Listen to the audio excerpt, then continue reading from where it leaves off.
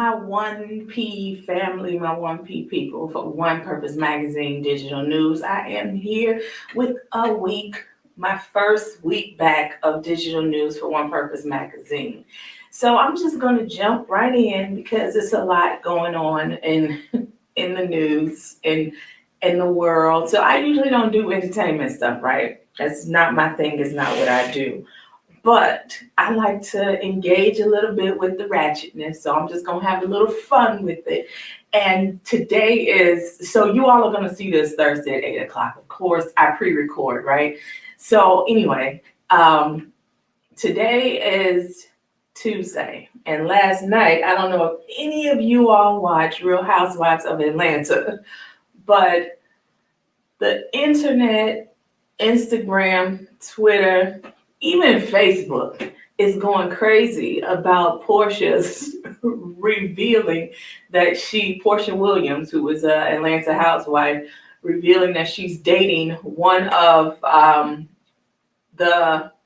don't know if she's a co-star or friend of the show. I think she's a friend of the show. Her name was Fallon. She probably was on a couple episodes. And when she was on the show, on the couple episodes that Fallon was on, she was there as a wife. And she lived with her husband. So I guess since recording, her and her husband went through a divorce.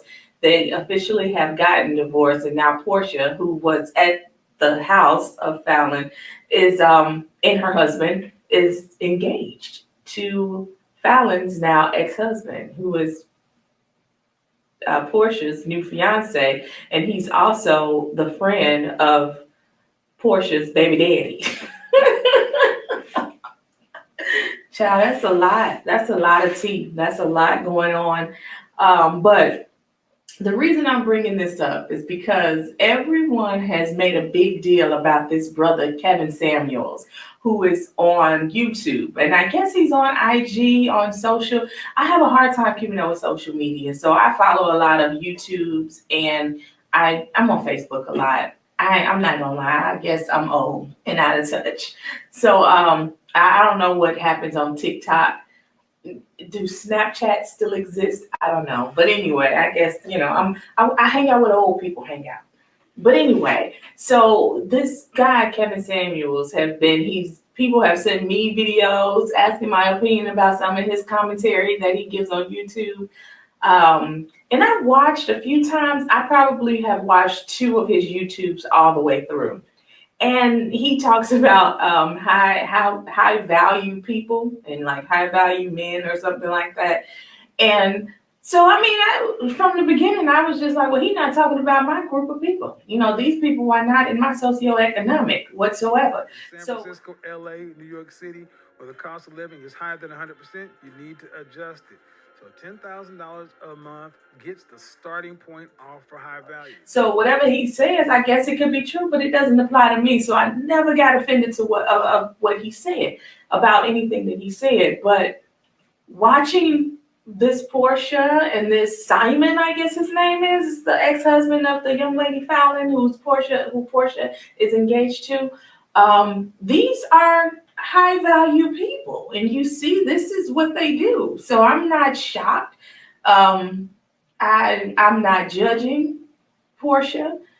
This is the lifestyle that people of a certain socioeconomic, this is what they do. They move on, they go for what they want, they see what they want, they switch it up, they change, they rotate. And I hear in Atlanta things are very wild.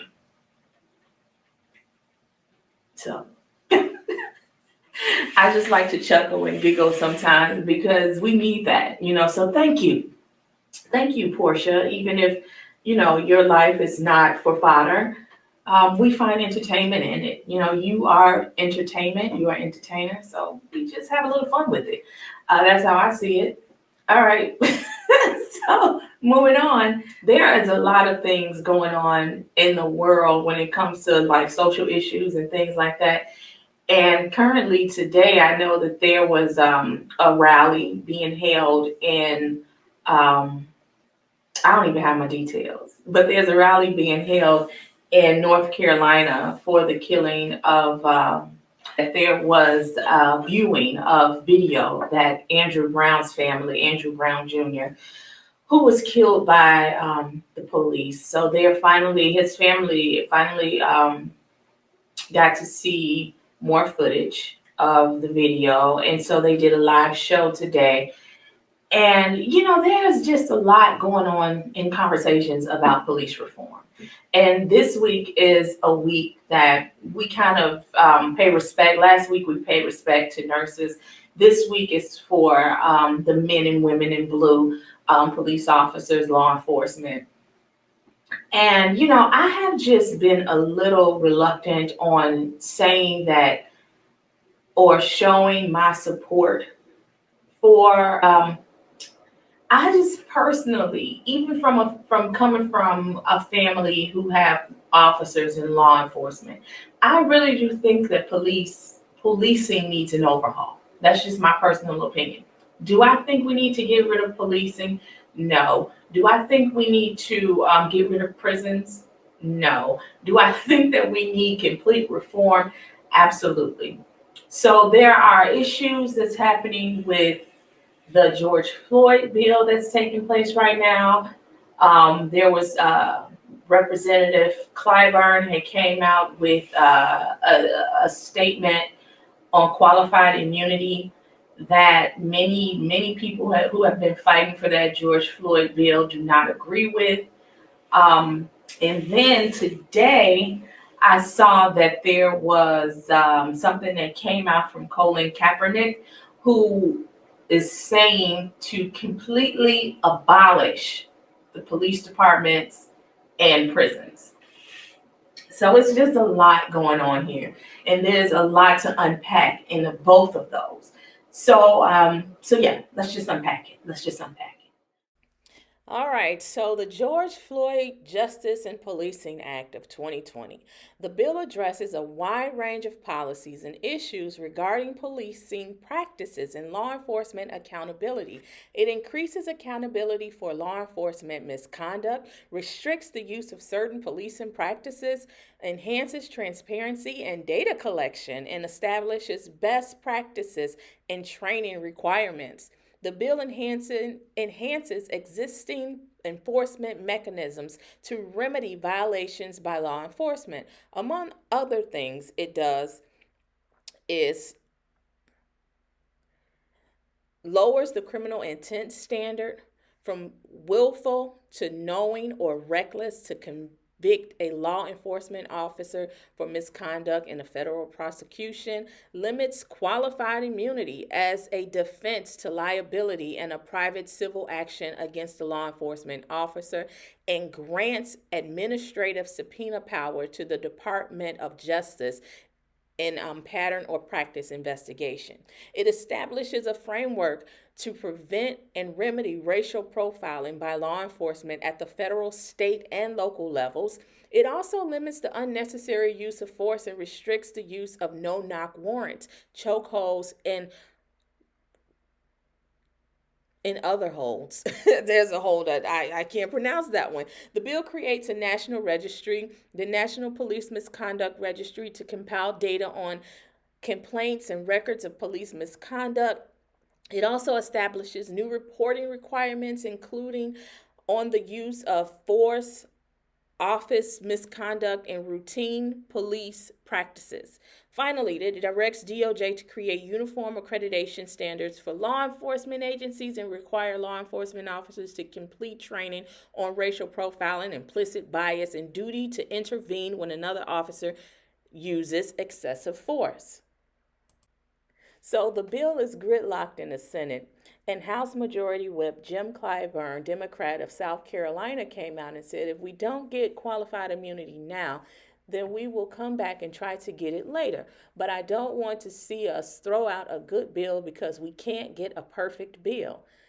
And a lot of people who had their boots on the ground and have been fighting for this bill are not happy about that. They don't want to compromise. They want it to be as it is, and they believe it's good as it is, and it should have bipartisan agreement. So what is qualified immunity, you ask? It is the doctrine of qualified immunity that protects all government officials acting within the scope of their governmental duties, not just law enforcement. As a threshold manner, constitutional theories of liability are available only against the government and government officials, not against private citizens. So, an example of qualified immunity, it shields state and local government officials, such as police officers, teachers, and social workers. In this case, we're talking about law enforcement. It shields them from being sued by persons claiming that the officer violated their rights, except in cases where the official violated a clearly established natural, legal, or constitutional right. Okay, and so then we have this idea of abolishing the police and closing prisons, which is an idea that Democrats get beat up for all the time. That they want to get rid of policing completely, and there's a lot of debate about that.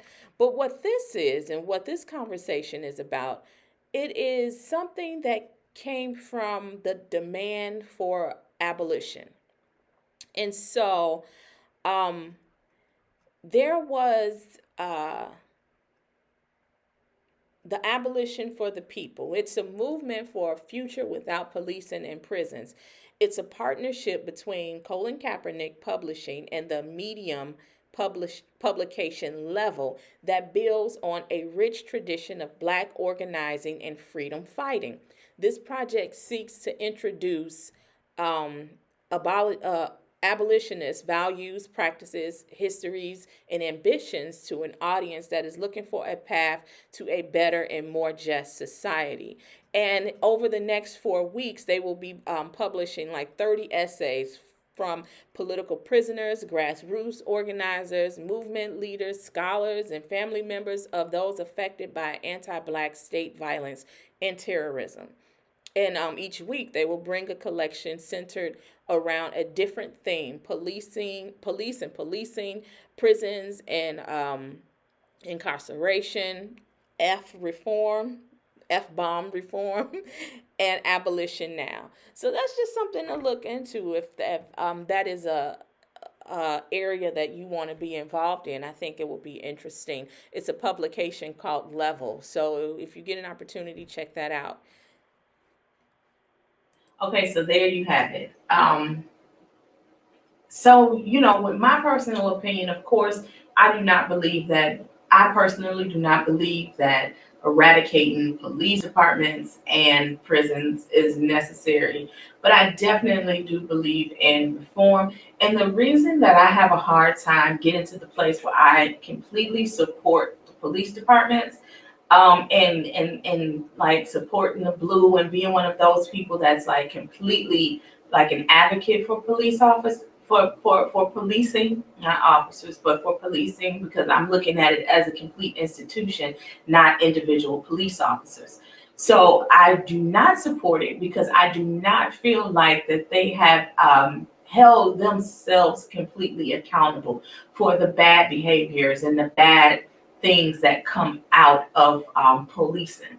And when they decide to hold themselves accountable and make the changes that's needed overall, then I think that they should have a standard. And they should, I know they have to do things to protect themselves, and that's important, but I think that they should have a standard. There's certain lines that I think that they should not cross. And I do believe that they have to begin to hold themselves accountable to things as well. So I think when I see that, I can go back to saying, oh yeah, well, of course I support police officers. In my heart, I do. I support police officers.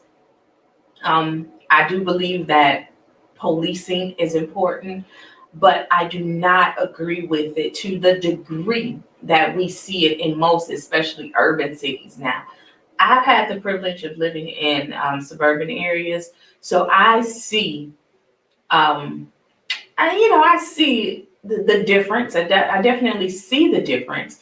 But even in those suburban areas, I see how people of color, especially Black people, are treated differently. It's something that I have witnessed throughout my life. I haven't had any personal tragic incidents where, I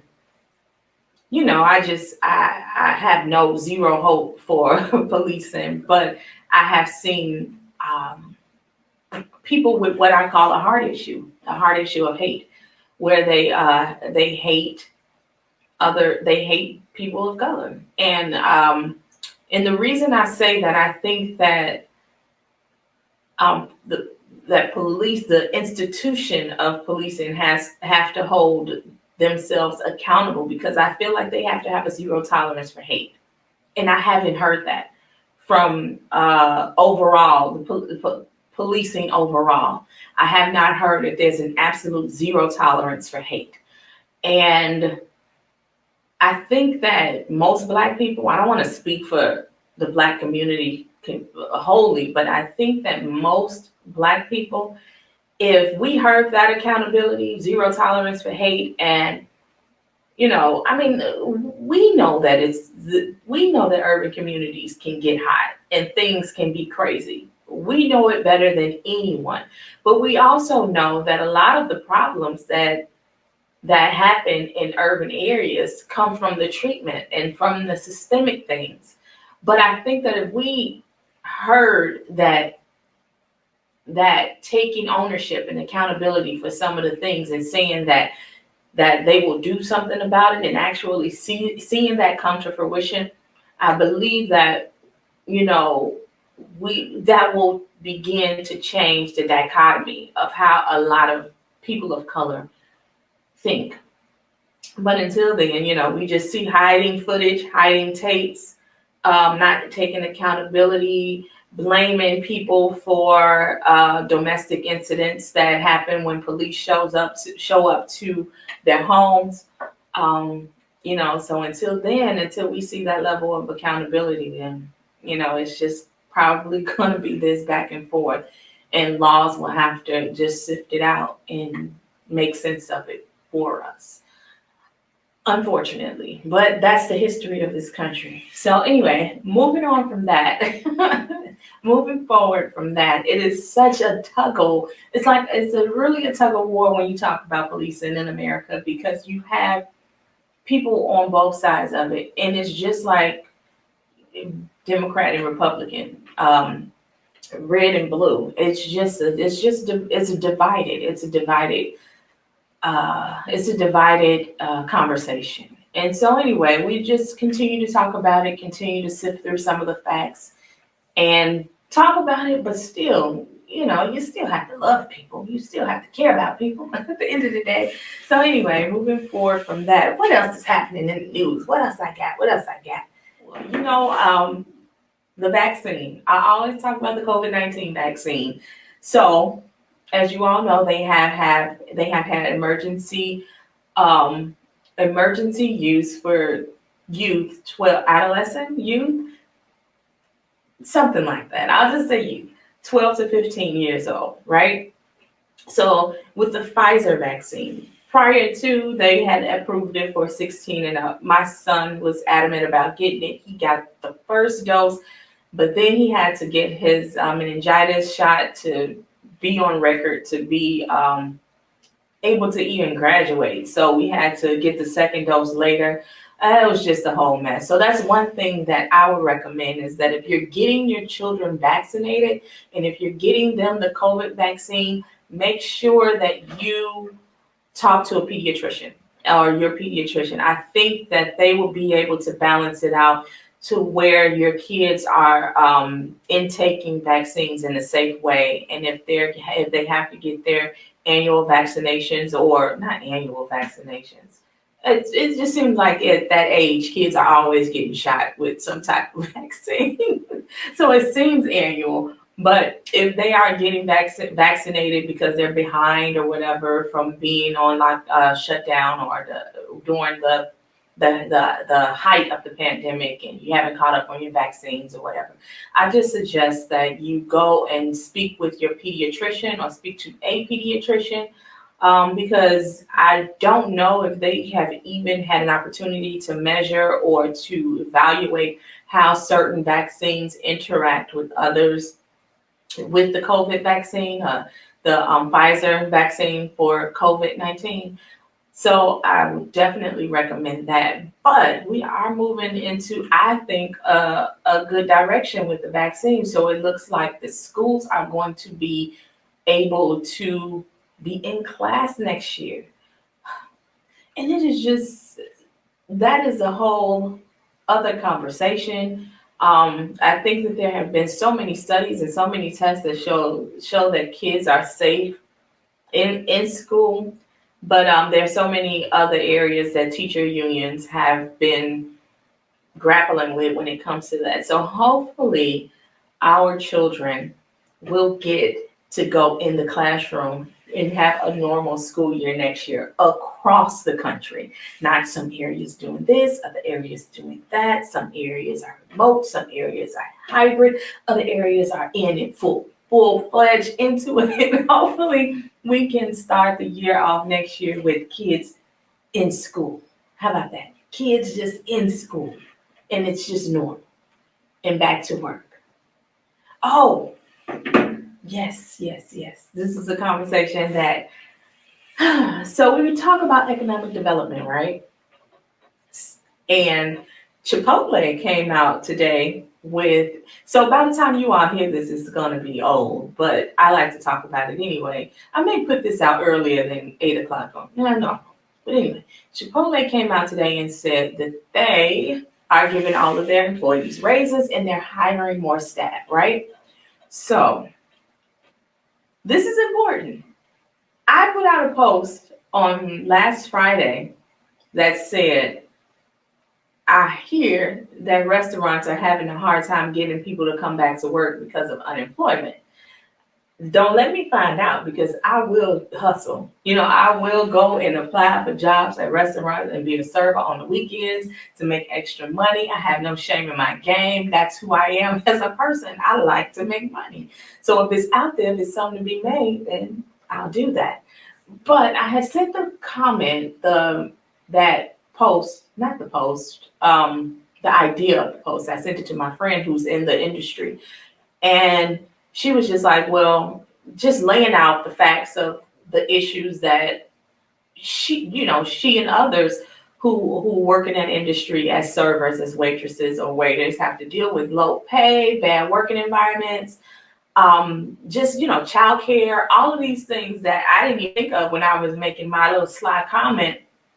And I was just like, well, damn, it's real issues there. They really need to kind of focus in on the employees because they're not happy. So if I'm getting unemployment and I have to deal with poor working conditions, if I can't get childcare, if I cannot, like, if I miss out, if I don't get a lot of tips, if people are not in the mood to tip that night and I have to depend on the tipping minimum wage, like, there is no benefits to doing that job.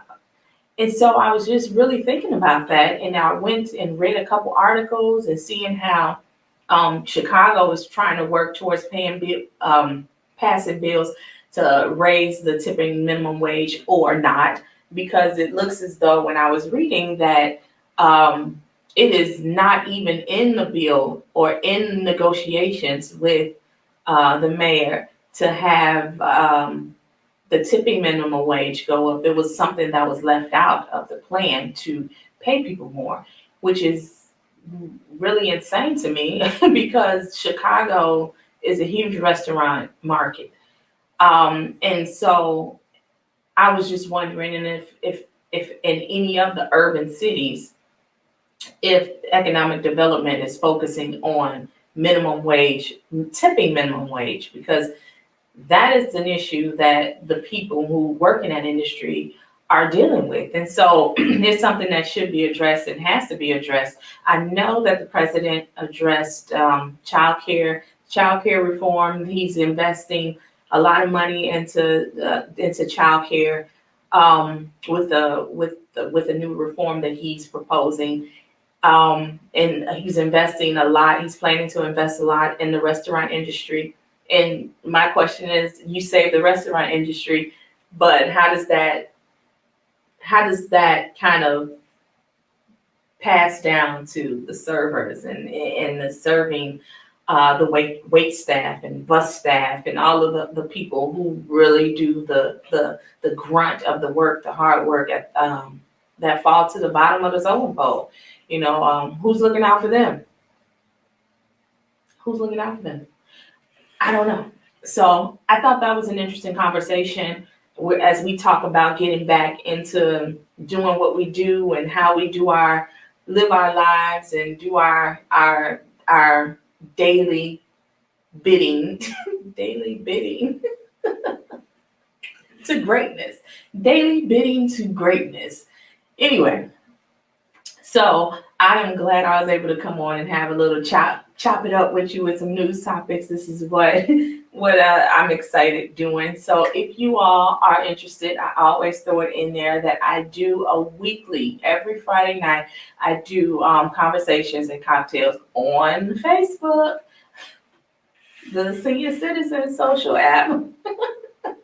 That's a lot of old people hang out. But anyway, I do bourbon cocktail mixes. So if you go to One Purpose Magazine on Facebook, you can go onto my page and go into my groups, and you'll find my group there. And just log on. I mix up a cocktail every week, a different cocktail, a different bourbon cocktail every week. This week, I think I'm doing a taster or a float, because I saw something that was just like, oh, wait a minute. So maybe I'll do a tasting and a float. That may be a lot. I'm not trying to pass out. Oh, it's my birthday. Friday's my birthday. So I don't know if I'm going to do it this Friday. So next Friday. So that gives you plenty of time to go log on, look at the rest of the cocktails that's on there, make you a couple over the weekend, one or two cocktails. I do some like a blackberry smash that was just the bomb. Last week I tried a plum smash. Didn't like it that much. I infused some plum in some bourbon. So go there, check it out. Just go and have some fun. Join me. And I will see you all next week, 8 o'clock, 8 p.m. And I'll probably be scripted next week. This week I was just off script and I wanted to have a little bit of fun. So anyway, I make it serious next week. You all know how I am if you watch previous shows. I can go deep. So anyway, I'll catch you all next week. Until then, peace. Blueberry bourbon sour. And I think, no, the last one I did with fresh fruit was the blackberry bourbon smash. Give me a good one. All right. I wanted to use my nice glass to pour that into. Give me a little ball of ice.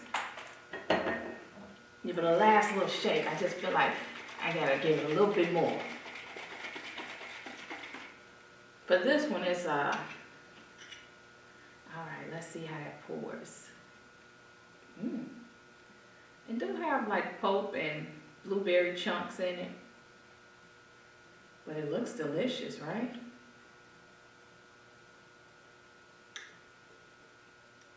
You know I gotta hold it, because that joker will fall off on the sister.